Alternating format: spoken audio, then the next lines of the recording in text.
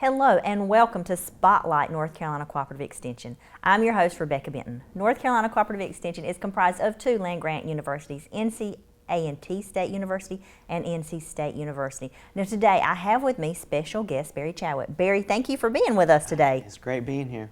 So Barry is going to bring us some information and some news from the beekeepers and what they've got coming up in the bee school, right? So Columbus County Beekeepers Association, we have a class. If you've ever wanted to become a beekeeper or you want to learn more about beekeeping, we have a class coming up this February. It's the second weekend in February, 9th, 10th, and 11th. It's Friday night. It'll be late, 6 p.m., 7 p.m., and then most of the day, Saturday.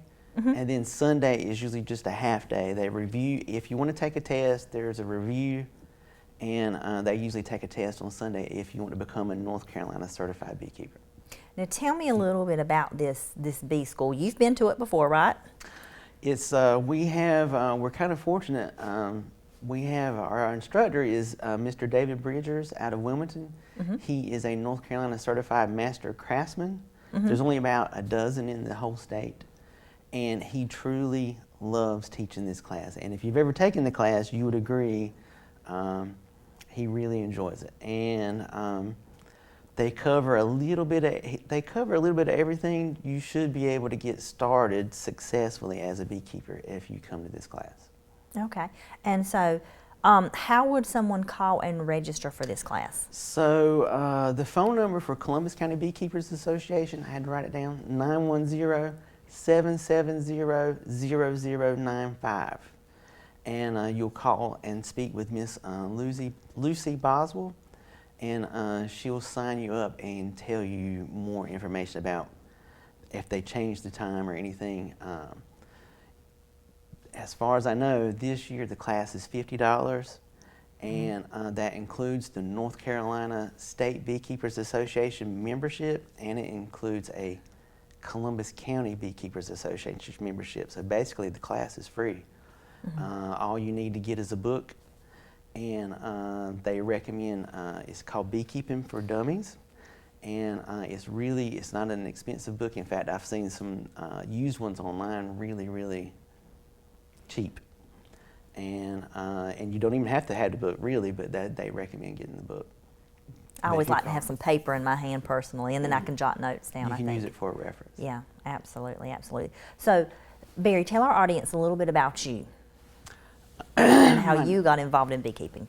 Well, my name is Barry Chadwick. My wife and I, we have berrywick apiaries.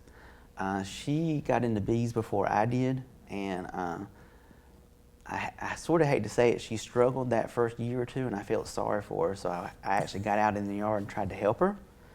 And she's in the suit, and I'm running errands for her, and I wasn't in the suit to begin with, and that's how you don't get so scared of them. And then I took the class, and now I'm the one working the bees, and she's the one standing off to the side running errands. So we've got about 20 hives, but I think bees are like a gateway drug.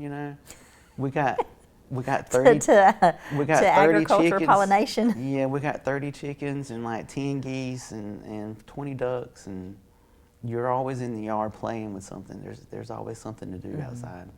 There is. They are definitely fun. My husband and I have bees as well, and he's part of the Beekeepers Association, and we have enjoyed doing them. And I would have never touched bees in my life, and I'm like, no. He's like, oh yeah, you're going to help me. I'm like, I'm not helping you. I'm not helping you. I don't like bees, but I love them now, and I probably check on them more than he does. I love to just go out there and sit in the yard and just listen. No suit, just sit beside the hives and just watch them come and go. Yep, absolutely fun. So tell me a little more about, so you've taken, because we want people to call and sign up for this class, especially if they're interested in bees, right? One thing I would like to add, we had a 12-year-old take this class, and he passed. He was a North Carolina certified beekeeper at 12 years old. In fact, I gave him his first bees. But there's no age limits really to this class. I've seen them as little as 12 years old, and I've seen senior citizens in their 80s. And everyone really enjoys this class. And even if you don't plan on getting bees later, it's an educational class about pollinators. Mm-hmm. This is true. This is true. So talk about some of the things that bees are beneficial for. So bees are beneficial because 1/3 of everything we eat is a product of pollination. I had seen a study from a museum recently, and they did a display on if you had a backyard barbecue, what would you not have if you didn't have pollinators? And it was strange because even your clothes, they say that cotton is a self-pollinator, but if you talk to a cotton farmer or a beekeeper, bees love cotton, cotton love bees. Your clothes would be higher quality and cheaper with pollinators than it would be without pollinators. But basically, anything, just about anything you can think of at a backyard barbecue, mustard, ketchup, mayonnaise, onions, your lettuce, just about your meat. They say that the cows eat alfalfa, and that alfalfa will not produce without a pollinator. So even the meat would be less quality and more expensive without a pollinator. So they say if the bees go, that we will follow shortly behind them. Because we definitely, in our world, we definitely have to have pollination. Now, going off of that, our honeybees are endangered? Or what? Not maybe not endangered. What is it that they're?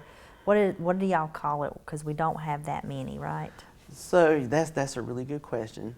On one hand, technically speaking, honeybees are invasive. They were imported from Europe in the 1600s, and they're really not supposed to be here. Nothing native needs or wants a honeybee. What's endangered are our native bees. North Carolina has over 3,000 native bees, and they are struggling. And it's for multiple reasons. Loss of habitat would be the #1 reason. Behind that would be pesticides, herbicides, water runoff. You spray your yard with a herbicide or a pesticide and it goes into your ditch. And I've got video of my bees going to my ditch and drinking out the ditch. And I know my neighbors just sprayed herbicides, but it's the native pollinators that are struggling. Honeybees are considered livestock, the same thing as chickens, ducks, goats. I get phone calls all the time. I need you to come get these bees because they're protected. And honeybees are not protected. It's the same thing as goats or cows. It's your native, your carpenter bees, your bumblebees. There's a leaf cutter bee, a green bee. I mean, there's 3,000 different native species of bees. And those only honeybees make a human food grade product. Oh, okay. So that would be why probably we use them in agriculture more than we than use others. we use them in agriculture. Honeybees stay true to one flower, and what that means is if you've ever seen a butterfly or a bumblebee, she will go from clover to a sunflower to she doesn't care. A flower is a flower, But a honeybee, they say she decides today I'm doing blueberries. That's it. She will not visit another flower until she can't find any more blueberries. And that's why you can take a beehive and set it in a watermelon field, and within just a few days, that entire hive is doing nothing but watermelons, pumpkins, cucumbers. Almonds is a really big deal. California grows 90% of the almonds for the entire world. So 90% of all the honeybees in the United States get shipped to California just for almonds. Wow. January, February. I did not know that. So, well, that's it's good and bad. That's good money coming into beekeeping, but if you can imagine all the people from all over with all their viruses and all their sicknesses and all their problems in one place at the same time for 1 month, and then they spread back across the country. So the money's good and the industry is good, but then again, we have to be biologically aware of what we're dealing with. Absolutely, absolutely. Now, Barry, tell our audience and tell me a little more about the benefits of taking this class. Like I said, if I'm on, I think we talked about it earlier, if I'm on that fence, should I take it, should I not take it? Go ahead and tell me what makes me as a person want to go ahead and call the beekeepers and make sure that I take this class. Well, it's a fun class. If you want to get bees, you're making connections with people locally that know bees, that have bees, that are dealing with bees.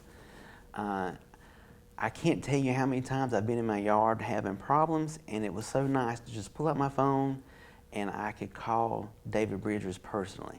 And I actually think he enjoys that. But you actually meet some of our other members, and they're local. We have several people that's had bees over 50 years, and I can pull out my phone and I can call a friend that's had bees for 50 years, and nothing would make them happier than to come over to my house and help me with my bees. And it's all about making these local connections with more beekeepers through the class. Right. And the club. Absolutely, absolutely. Now, tell us one more time the dates. February 9th, 10th, and 11th. Okay. And do you have the times for that? Not specifically. Friday is usually Friday night. I'd say 6 p.m., 7 p.m. And then Saturday is going to be almost all day. They probably going to start about 8 on Saturday. And then Sunday, my class, we did it Sunday morning, but it was actually debatable. Mr. Bridgers gave us an option if we wanted to do it Sunday morning or Sunday afternoon.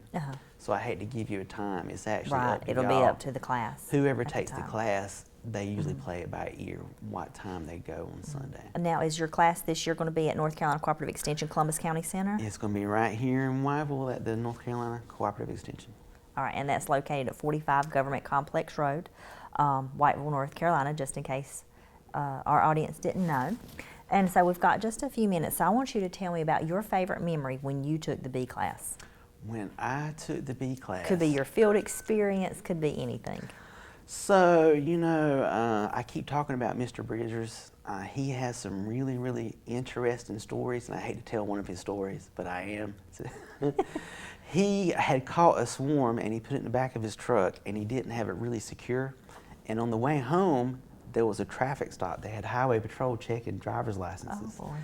And he stopped before he got there, and he's like, I got unsecure live honeybees. And he said the highway patrol just cleared the road and let him go by. It kind of reminds me of that movie Tommy Boy, where they're I'm out. not armed, here's my license. But if I stop, y'all gonna get eaten alive. Poor.